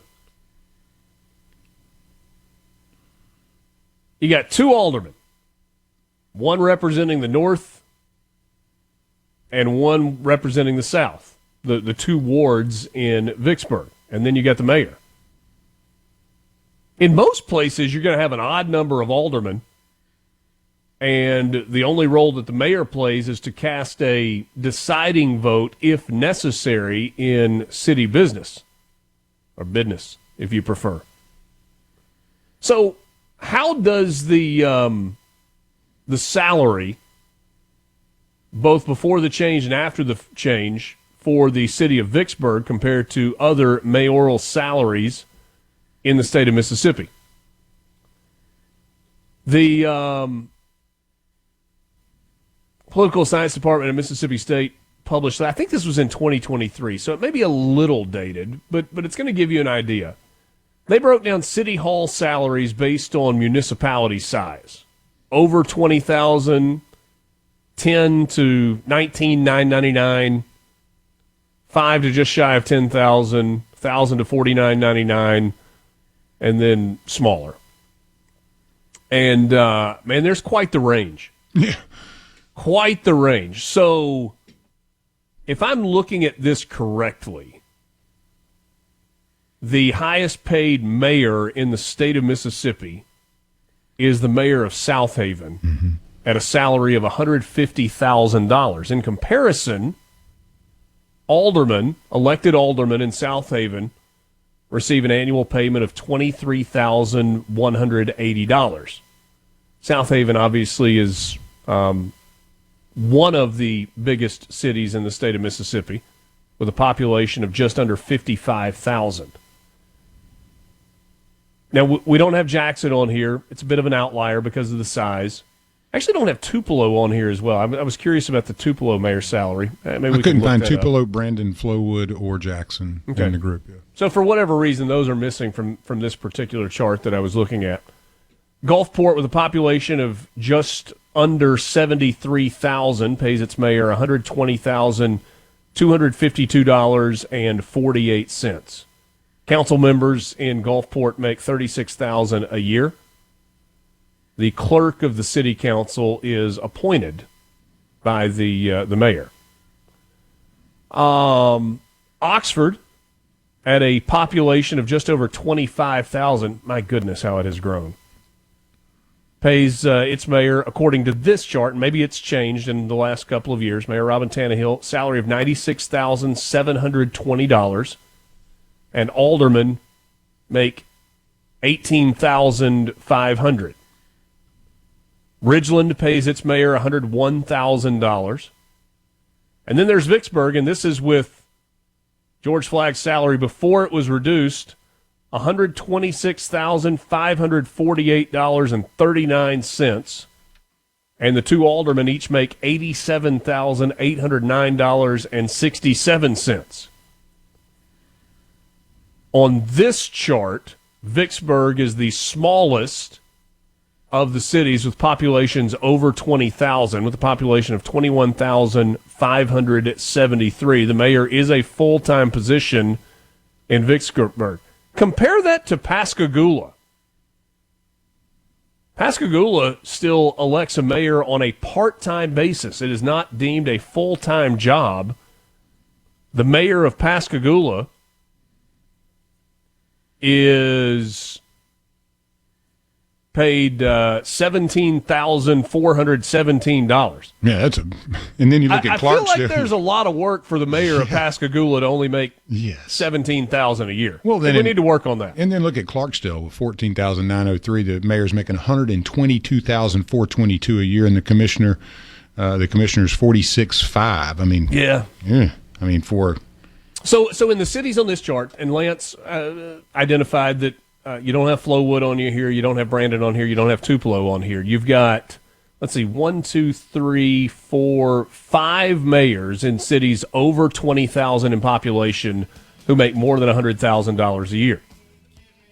In the group of cities between 10,000 and 20,000, you have one mayor. That's Espy and Clarksdale. It makes $122,422. Cities with populations between 5,000 and 10,000, highest paid is New Albany at $85,600. Pretty fascinating list. We'll take a time out. Mornings with Richard Cross. From the Seabird, Mississippi. In the know, one morning at a time. Mornings with Richard Cross on Super Talk, Mississippi.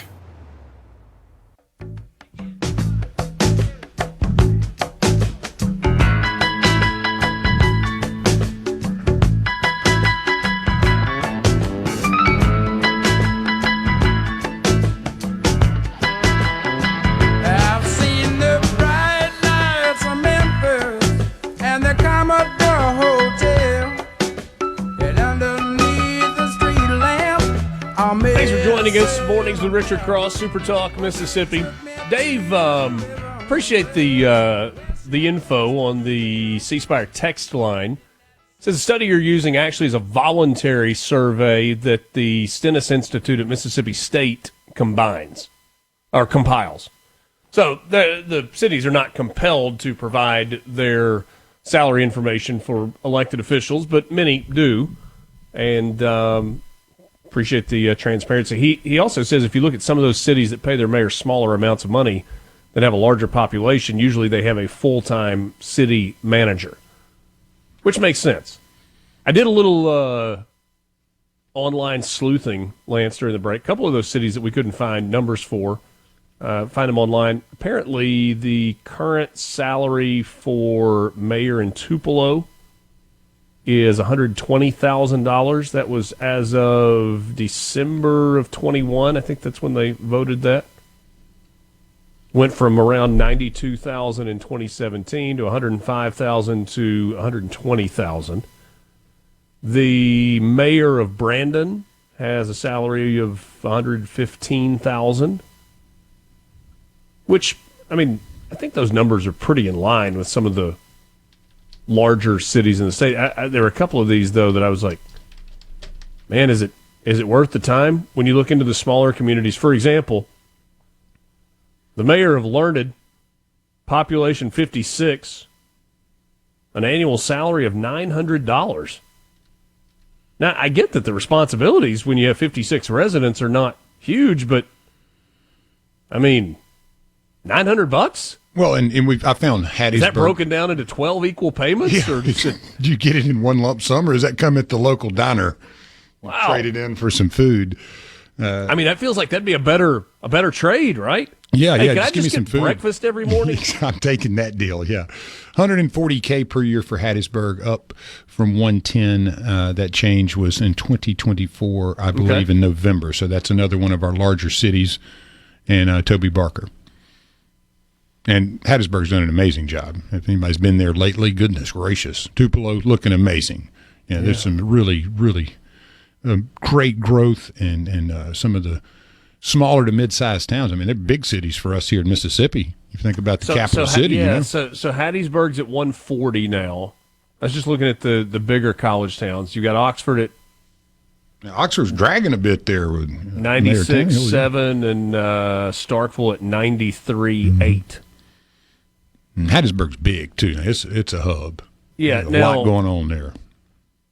You've got a city clerk who's kind of the city manager in most cases. I know they have different names for these, and those are significant numbers. So in Oxford, the city clerk makes $100,000, more than the mayor.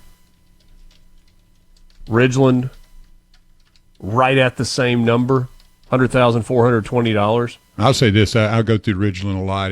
There is a very big difference in just right here where we are, where Jackson and Ridgeland meet, and you got county line.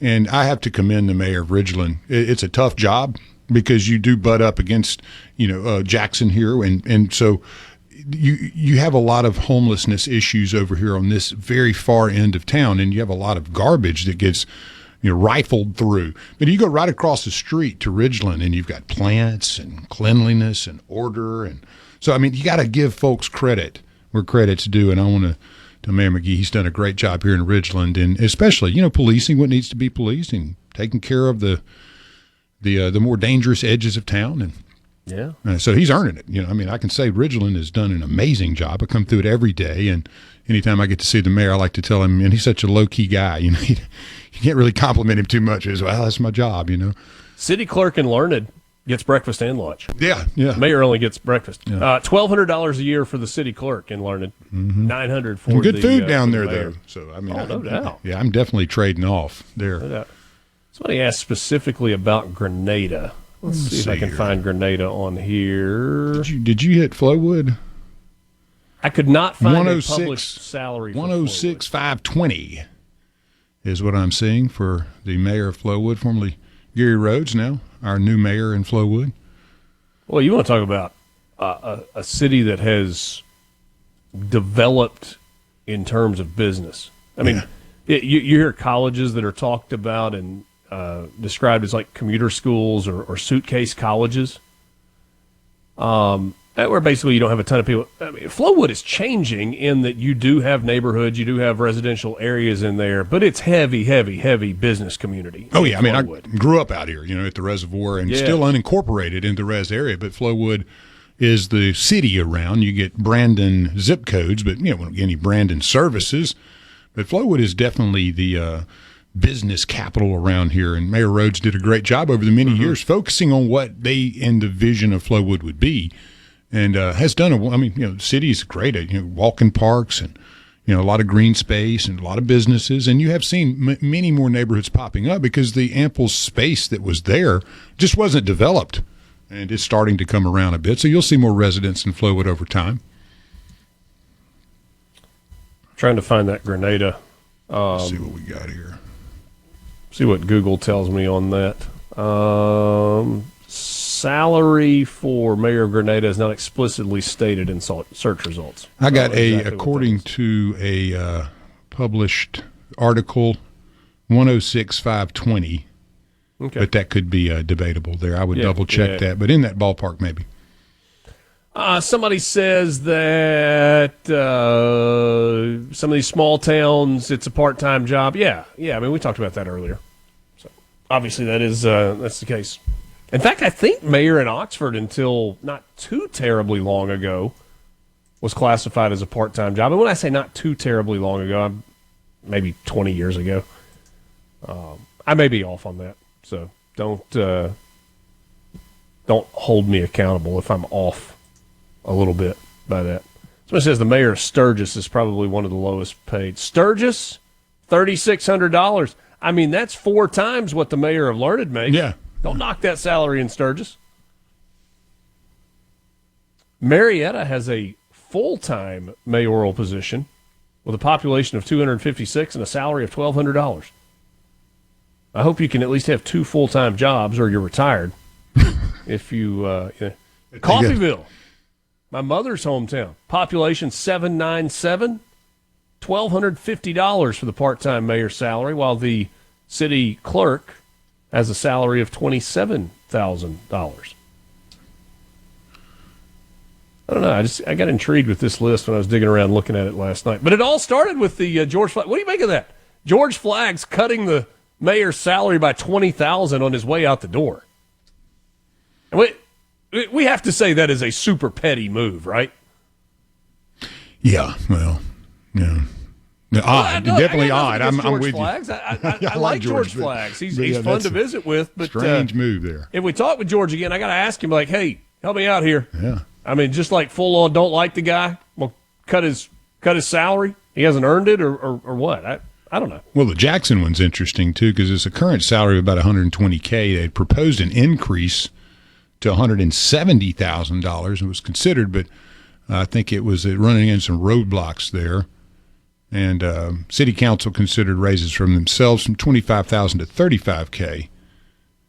May also be affected by a potential statute. So I will tell you that in most cities in Mississippi, the amount of work in being a council member or alderman or board member for the city is way below, or well, the amount of work compared to the salary is way out of kilter.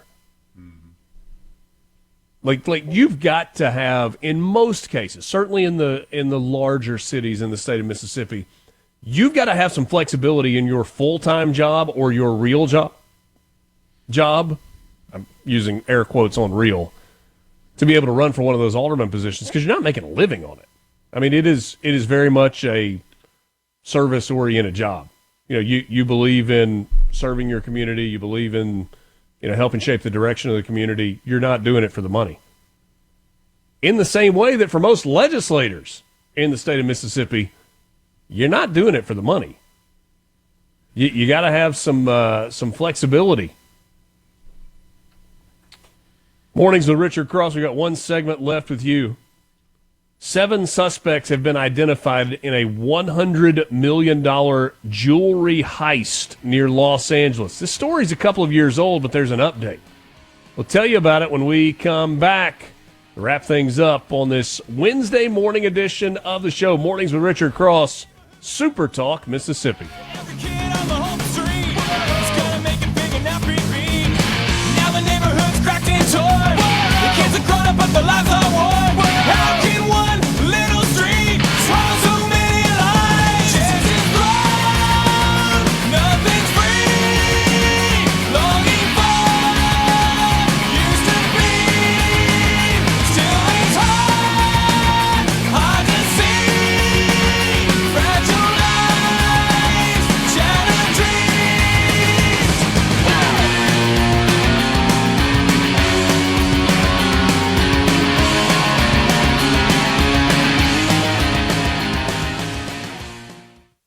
From the Better.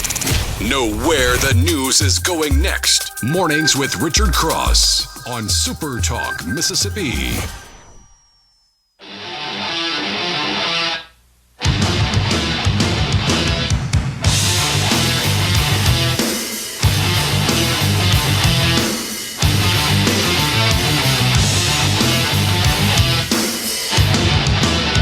Look in my eyes, what do you see? The president is speaking on the grounds of the White House right now, but it has, or at least I don't have the volume of it. I don't think it has anything to do right now with Israel or Iran or anything else. Has to do with construction. Construction at the White House. 2 new flagpoles going in. I laughed reading the president's post about the flagpoles. They're going to be the greatest flagpoles ever. Huge. Greatest Huge. flagpoles ever. Tapered from bottom to top. The rope runs on the inside of the pole. Made by a Stainless great steel. They're never rust. American company. American company, American made. Hopefully they'll be there for many years to come. So yeah, I like it though. He's putting in a new flagpole on the on each side of the White House. I like it. Bathe it in American flags. Like that a lot, actually. And isn't he footing the bill for a new ballroom at the White House? So the White House is a place that is it should have a grand ballroom, and it doesn't. And he said we're gonna do a grand ballroom. I'm sure it will be adorned with gold, or flaky gold anyway. Gold leaf, yeah. You ever seen anybody install that stuff? It's pretty cool.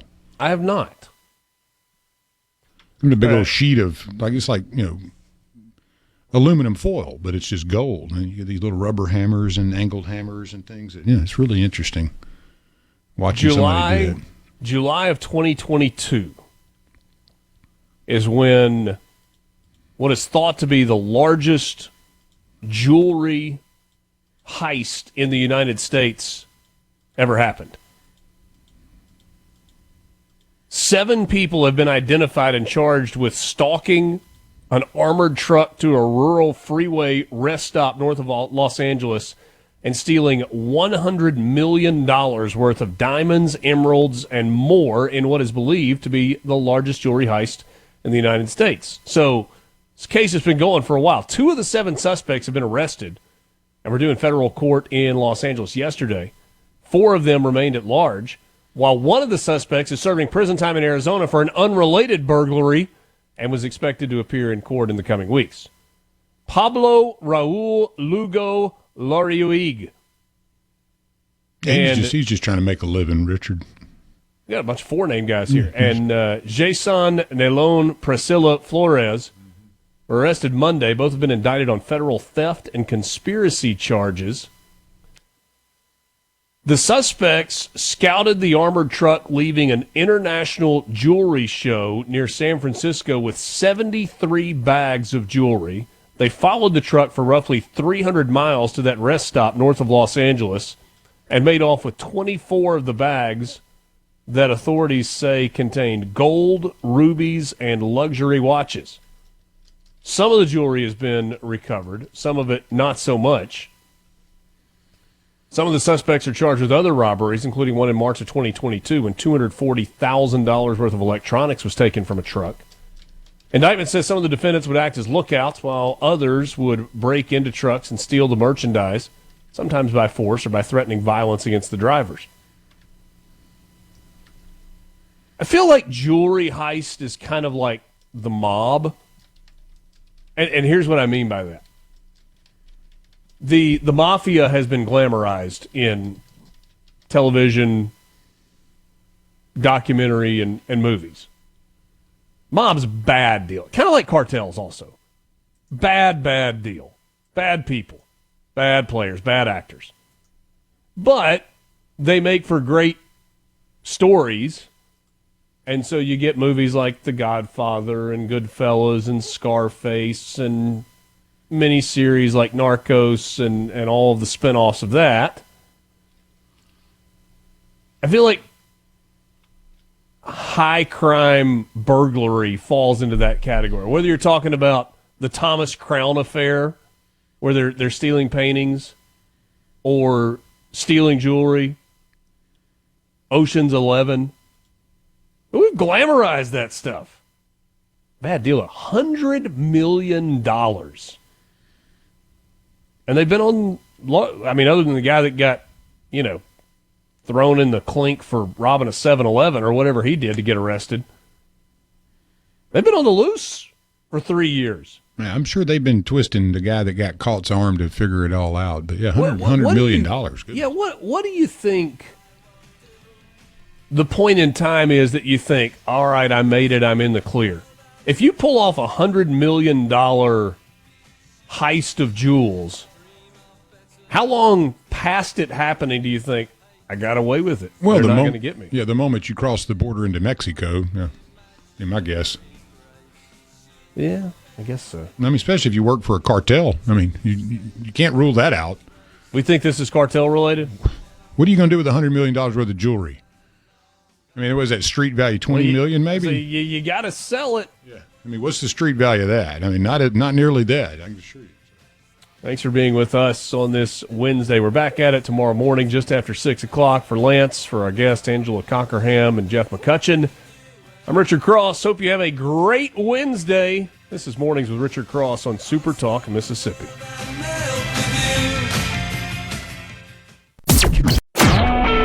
A SuperTalk Mississippi media production.